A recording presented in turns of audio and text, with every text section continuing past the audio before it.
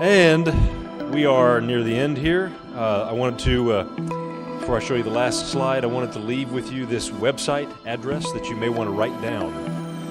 This is a website where Dr. Stavridis is going to post, I guess, the presentation PowerPoints, and perhaps this video as well, possibly, and maybe some other references, handouts that Mike had, for example, possibly, materials from this seminar at this website address, probably within the next week.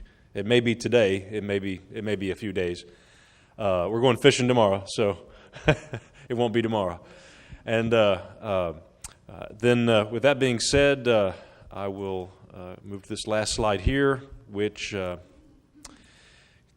see. This concludes the AIA Continuing Education course. And so all of you AIA members have endured all day with us, and you have earned 6.5 learning units. And so I have some paperwork. I'm going to put it down here on the apron of the stage, and if you could go ahead and sign that, then we'll get you your certificates.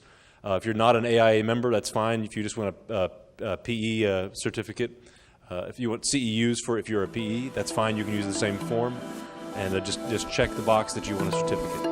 Any other questions? Okay, great. Well, thank you so much.